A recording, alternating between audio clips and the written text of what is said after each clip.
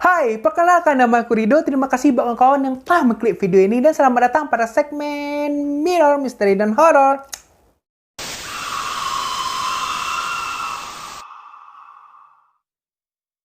Nah, kali ini aku mau cerita horor lagi.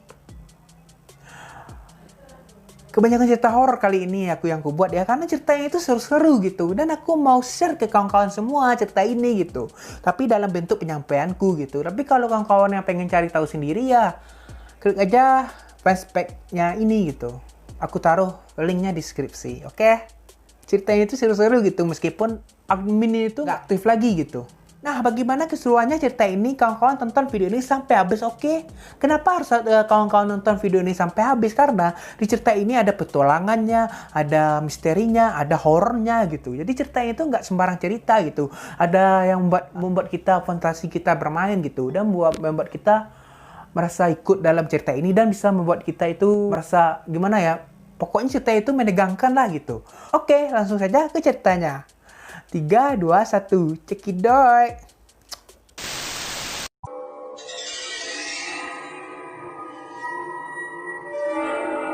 Sore ini awan mendung menutupi awan putih. Aku tak beranikan diri untuk keluar rumah. Tiupan angin yang kencang dan suara gemerisik daun membuat dingin suasana sedikit menyeramkan. Rintik-rintik hujan mulai berjatuhan dari langit, menambah seram sore ini. Terdengar suara memanggilku dari belakang. "Andi, coba ke sini!" Ternyata suara ibu yang menyuruhku untuk menyiapkan penadah air hujan di depan rumah. Akan tetapi rasa takutku masih menyelimuti dengan rumah tua yang ada di seberang jalan. Halaman yang tidak terurus dan daun-daun yang berserakan membuat merinding orang yang melihatnya. Memang sudah lama rumah tua itu ditinggalkan oleh penghuninya karena pindah. Akan tetapi akhir-akhir ini terlihat seorang wanita yang menempati rumah itu. Aku memberanikan diri untuk keluar ke halaman. Masih terlihat wanita parubaya berbaju putih itu dengan wajah yang tidak enak untuk dipandang. Tidak enak dipandang. Siapa dong, mak lampir? Sempat terbayang olehku di balik wajah yang lugu tersebut tersimpan suatu rahasia yang seakan-akan tak mau diperlihatkan oleh semua orang. Oke, aku pun sempat bertanya apa yang dia simpan. Jadi nih anak udah curiga nih. Sedikit penasaran tersimpan dalam hatiku. Sebenarnya wanita itu tidak sendirian. Ada sesekali seorang pria tak dikenal mengunjunginya.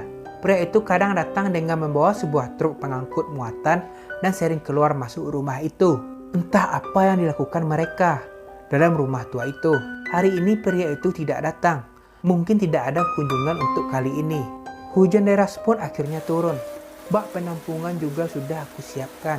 Namun rasa penasaranku masih kuat akan siapa sebenarnya wanita itu. Dan mengapa ada seorang pria yang sesekali mengunjungi rumah tua di seberang jalan. Akhirnya, ku beranikan diri untuk bertanya pada ibu. "Siapa seorang wanita yang tinggal di rumah tua itu, Bu?" Dengan lirih ibu berkata, "Itu adalah Madam Syahara." "Sahara, kasihku, canda." "Siapa Madam Syahara itu, Bu?" Sautku kemudian. "Dia ialah orang yang membeli rumah itu setelah ditinggal oleh pemilik sebelumnya.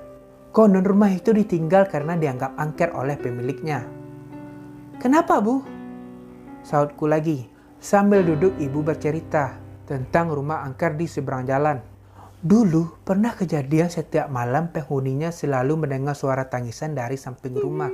Tapi setelah dilihat tidak ada apapun. Penghuni sebelumnya juga pernah mengujar bahwa melihat seorang wanita berambut panjang yang sedang berdiri di balik jendela rumah tersebut.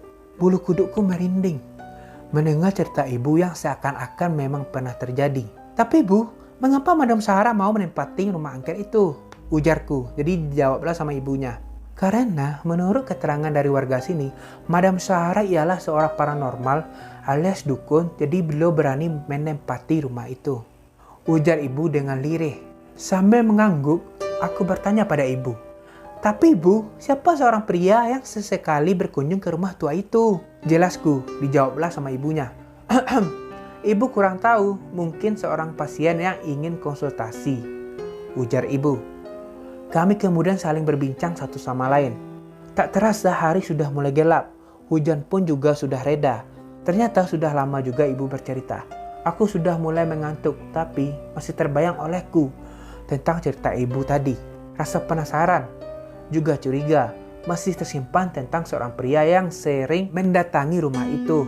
Sambil berjalan ke kamar, sempat terfikir di benakku, apakah mungkin seorang pasien sering datang ke rumah hanya untuk berkonsultasi saja? Rasanya tidak mungkin. Malam sudah mulai larut. Aku membaringkan diri di atas tempat tidurku sambil mengingat-ingat cerita ibu tadi. Pintu dan jendela kamar tidur aku kunci rapat-rapat. Langsung kupejamkan mata agar tidak teringat tentang cerita tadi. Keesokan harinya, saat aku terbangun hari sudah siang, tak terasa matahari sudah bersinar terang. Hari ini hari Minggu. Setelah sarapan dan mandi, aku mempunyai niat untuk menyelidiki tentang misteri rumah tua itu. Untuk menghilangkan rasa penasaranku, kemudian segera aku mengumpulkan sekelompok teman yang biasa bermain bersamaku.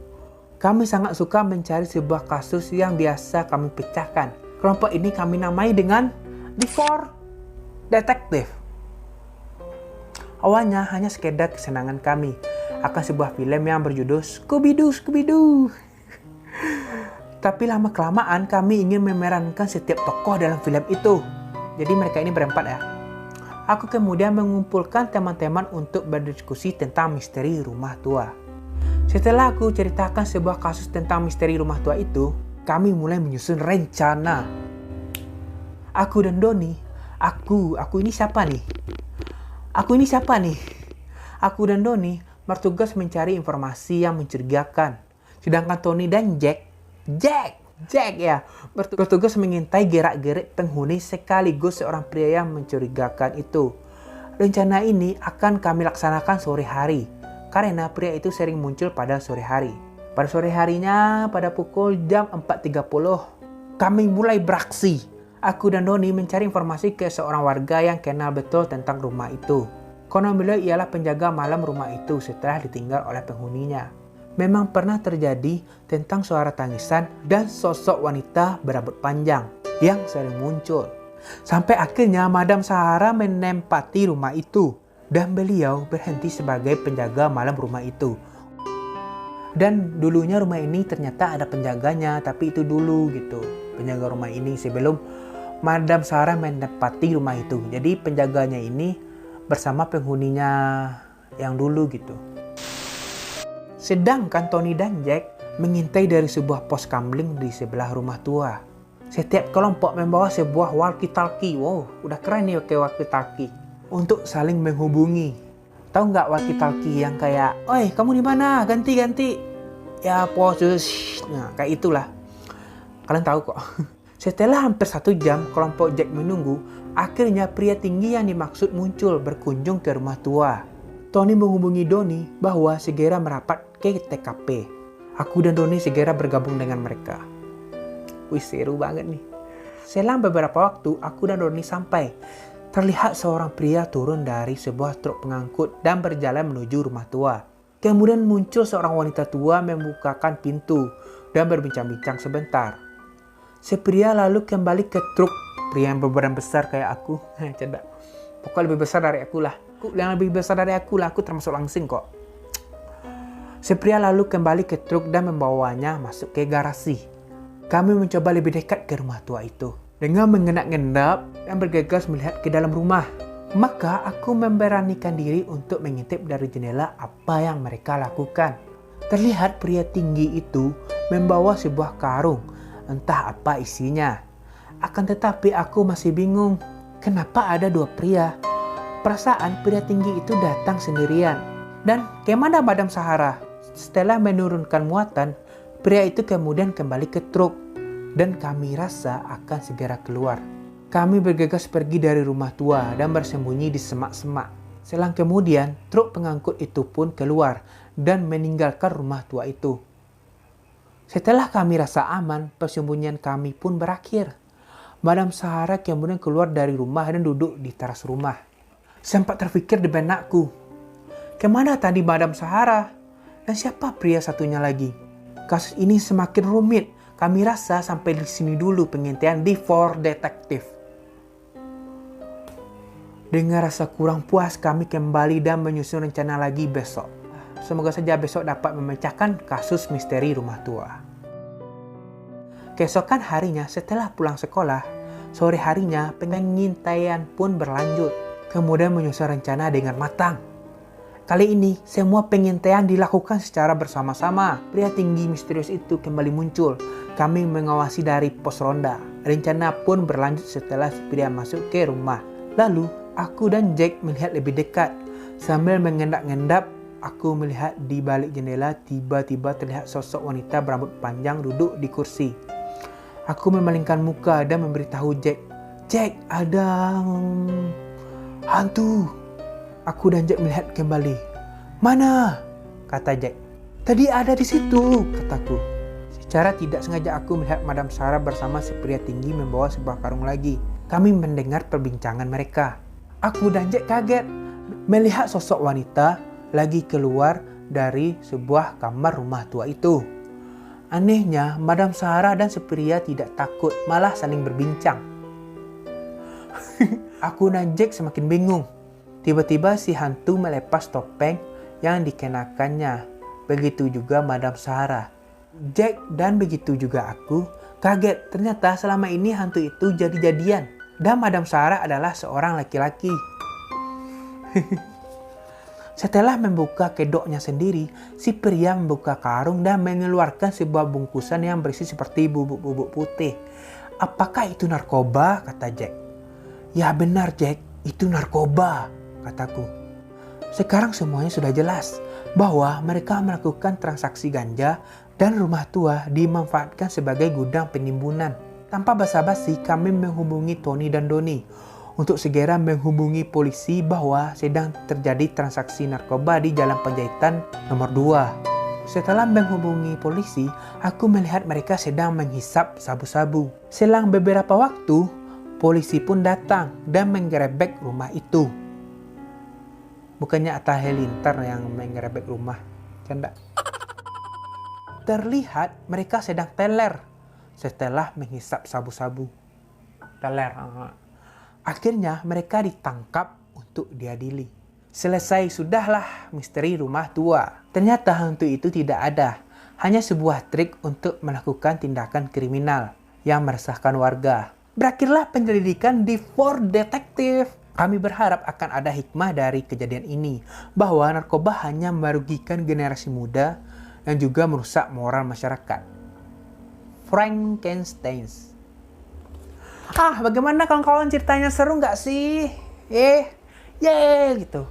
Kalau cerita ini dibuat-buat atau nggak asli juga, menurutku gimana ya? Ceritanya itu seru gitu, menegangkan, ada. Ya bukan cerita horor sih, tapi kayak gimana ya? Kayak ada petualangan sendiri lah gitu untuk mengungkap sebuah misteri di balik sebuah rumah tua yang ternyata isinya bandit-bandit yang ingin mencoba menjual narkoba gitu. Serius, pokok cerita ini seru banget, sumpah. Aduh, aku senang sekali membacakannya dan aku senang sekali bisa men-share kalian semua. Dan jangan lupa kasih like untuk video ini dan komen di bawah ya. Aku sebenarnya belum ada minta izin juga ke admin fanspage-nya, tapi gimana ya? Ya, adminnya itu sendiri juga nggak aktif, gimana gue minta izin juga. Tapi ceritanya seru loh gitu. Kalau nggak asli ataupun ini asli pun, itu nggak masalah gitu. Pokoknya ceritanya itu seru banget gitu. Oh, sumpah ini seru ceritanya. Kayak dengar radio kalian semua. Ya, aku buat. Oke, sekian video dariku. Aku juga malas membuat kesimpulan. Kalian buat aja kesimpulannya sendiri. Kalian komen di bawah gitu. Kalian buat kesimpulannya versi kalian, oke? Jadi, jadilah generasi muda yang baik dan katakan tidak untuk narkoba. Itu paling kata-kata yang terpanjang di papan SD dulu gitu, papan SMP maupun SMA gitu. Jadi intinya jauhi aja narkoba dan tetap berkarya, tetap berusaha, buka usaha, pokoknya yang positif-positif aja lah gitu, oke? Oke kawan-kawan, jangan lupa klik subscribe yang bagi yang belum dan nyalakan notifikasinya. Dan sampai jumpa di mirror selanjutnya, bye!